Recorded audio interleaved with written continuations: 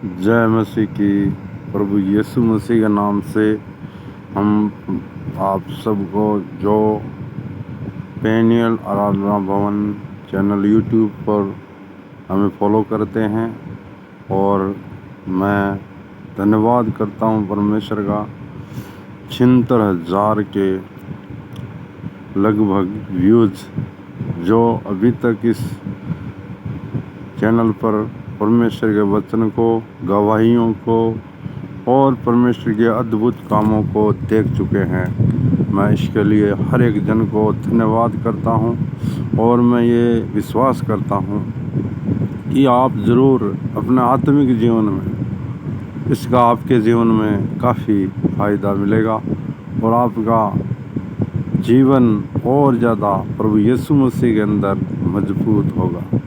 आज मैं इसलिए इस वीडियो को रिकॉर्ड कर रहा हूँ कि आज मैं दिन में कई जनों से, प्रभु के भक्तों से, कई लोगों से बातचीत हुई। तो बातचीत में यूँ हुआ कि हमारे एक रिलेटिव है, उनका मेरे पास फ़ोन आया, और परमेश्वर के फजल से हम जब बात कर रहे थे परमेश्वर की, तो उन्होंने मुझे बताया कि परमेश्वर की कोई दासी है, उसने दुआ की, और ये बात एक मंडली और है प्रभु की, उस मंडली के लोगों को बताया। तो वो लोग कोई भी प्रभु को धन्यवाद करने के बजाय वो लोगों का जो रिएक्शन था वो एक अलग ही रिएक्शन था, जैसे किसी ने उनका कोई नुकसान कर दिया। मैं ये बात आज तक समझ नहीं पा रहा हूँ कि ये जो कलीसिया है ये किसकी है। आज प्रभु की बड़ाई क्यों नहीं कर। अगर मेरे को आकर कोई ये बोलता है कि फलाना राम जी है, उसने दुआ करी और मैं चंगा हो गया, तो मुझे क्या बोलना चाहिए? धन्यवाद बोलना चाहिए कि नहीं बोलना चाहिए? मैं उसको धन्यवाद बोलने के बजाय ये बोलूँ नहीं वो तो अलग है, हमें इसको नहीं ध्यान देना चाहिए, और मैं उसको उल्टा रिएक्शन करूं, तो क्या वास्तव में आप और हम परमेश्वर की कलीसिया हैं? भजन संहिता 133 को जब आप पढ़ेंगे तो साफ क्लियर वहाँ लिखा है, परमेश्वर का वचन कहता है कि क्या ये भली और मनोहर बात है कि भाई लोग अवसर में मिलकर बैठे, भाई लोग या बहन लोग मिलके परमेश्वर की आराधना करते हैं। ये देखो 133 आप भी पढ़ो कि एक भाई मसीह है। हमारी ये जो मंडली है, ये जो मसीह की मंडली है, इसको ले जाने वाला कौन है? मसीह है। इसके लिए खून किसने बहाया? मंडली के लिए यीशु मसीह ने। तो यहाँ तेरा मेरा, ये पास्टर है, वो पास्टर है, ये दास है, वो दास है, ये संस्था, वो संस्था, ये सब विषयों में आज के विश्वासी लोग, प्रभु के सेवक लोग क्यों उलझ गए हैं?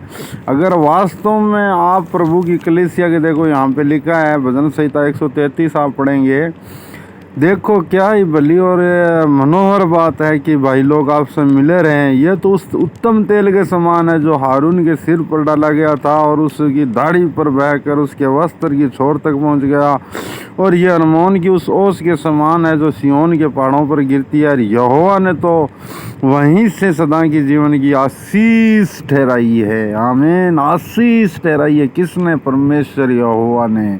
मगर आप तो और मैं तो क्या उलझ गए? इस दुनियादारी में उलझ गए। क्या आप बताइए, आप परमेश्वर का वचन सुनते हैं, विश्वास रखते हैं? मेरे को कोई भाई आता है और बोलता है कि कृष्णा राम भाई ने मेरे लिए प्रार्थना किया था और मैं ठीक हो गया, और वो जो भाई है वो मेरे साथ कई सालों से मेरे साथ प्रभु की संगति कर रहा है, तो मुझे क्या करना चाहिए? मुझे अगर मैं गुस्सा करके उसको उल्टा रिएक्शन कर रहा हूँ तो क्या पवित्र आत्मा काम कर रही है, या मैं धन्यवाद बोलूँ? वाह भाई धन्यवाद, उस भाई के लिए भी प्रभु का धन्यवाद कि उसके ज़रिए प्रार्थना सुनी, तो ये परमेश्वर की आत्मा है? या मैं गुस्सा करके उसको रिएक्शन, आँख दिखाऊँ और डराऊँ, धमकाऊँ, कोई शब्द नहीं बोलूँ? ये परमेश्वर की सेवा है। आप भी इस बात को निर्णय करिए। और मैं तो जो भी लोग, जहाँ भी लोग इस वीडियो को देख रहे हैं या सुन रहे हैं, तो देखने के लिए मैं अपना लाइव नहीं दिखाया हूँ, मेरा फ़ोटो नहीं है, केवल आपको ब्लैक नज़र आएगा, क्योंकि मुझे मेरा चेहरा दिखाने से कोई फ़ायदा नहीं है। जो आवाज़ परमेश्वर ने मुझे दिया है उस आवाज़ से इससे परमेश्वर की महिमा होनी चाहिए।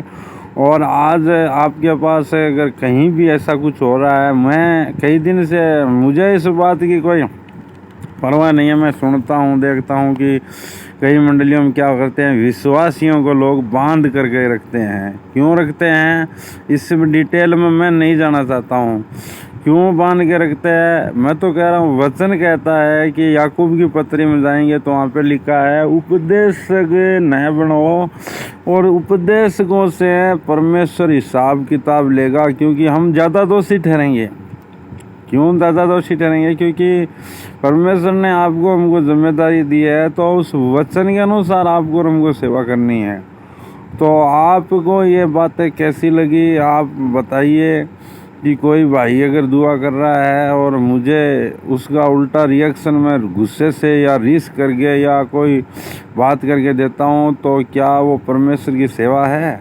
अगर मैं धन्यवाद करता हूँ तो वो परमेश्वर की सेवा है। वचन तो देखो यही है, मैं तो जहाँ तक मानता हूँ तो इस बात को यही मानता हूँ कि ये एक परमेश्वर की सेवा है। आप परमेश्वर को धन्यवाद करें, किसके ज़रिए प्रभु कार्य करे, ये प्रभु की अपनी योजना है। हमें इस विषय में उलझना नहीं है, क्योंकि देखो प्रभु तो आ रहा है, यीशु मसीह तो आ रहा है, और प्रभु यीशु मसीह अपनी कलीसिया को ले जाने के लिए आ रहा है, और बहुत जल्द आ रहा है, और टाइम बहुत कम बचा है। मैं आज एक परमेश्वर के दास की बात सुन रहा था, और वो प्रभु के दास ने बोला कि एक ऐसा उन्होंने एक उदाहरण दिया कि एक जो दारू पीने वालों की एक कोई महफिल थी, और वहाँ पर एक भाषण देने के लिए गेस्ट को चुना, डॉक्टर को चुना। तो जब डॉक्टर को चुना और डॉक्टर को ये बताया गया कि आपको ये दारू पीने वाले लोग हैं और यहाँ पर आपको भाषण देना है, तो डॉक्टर साहब ने सोचा यार क्या भाषण दूँ। तो उन्होंने क्या किया, एक तरीका अपनाया। उन्होंने बोला कुछ नहीं, और फिर उन्होंने 2 गिलास लिए, एक गिलास पानी का और एक गिलास दारू का लेकर के उनके सामने रख दिया। और फिर एक कीड़ा को लिया उन्होंने, मकड़ी या कुछ भी माने आप, केचुए को मानो, कोई भी मानो, तो पानी के गिलास में उसको डाला तो बाहर आ गया। मगर उसको जब दारू के गिलास में डाला, वहाँ पर उसके टुकड़े टुकड़े हो गए और मर गया। इस प्रकार जब वो दारू वाली जो मंडली है वो सब लोग बैठे देख रहे थे, तो पीछे से एक व्यक्ति खड़ा होता है। वो बोला, उसने ऐसे घमंड के साथ बोला, देखो हम ये जो कीड़ा है जो मर गया, तो देखो इसी प्रकार जो हमारे अंदर पेट में कीड़े होते हैं ना, इससे मर जाते हैं।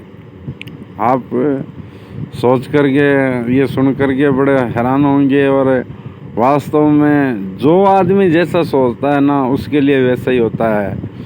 और यह मैं कह रहा हूँ, ये प्रभु की कलीसिया को, और अगर कोई सेवक इस बात को सुन रहा है या कोई मंडली का लोग इस बात को सुन रहा है, और आपकी मंडली में अगर ऐसी कोई बातें हैं कि दूसरी मंडली की कोई तारीफ़ या बड़ाई नहीं करते हैं, हम परमेश्वर का लोग भजन संहिता 133 तो कहता है भाई लोग मिल कर के परमेश्वर की आराधना करना चाहिए।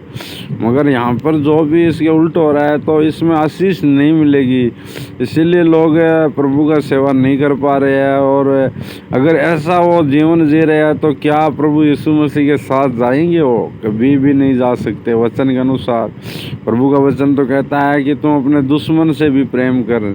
अगर वो विश्वासी से ही प्रेम नहीं कर पा रहा है, तो दुश्मनों से कैसे प्रेम करेगा?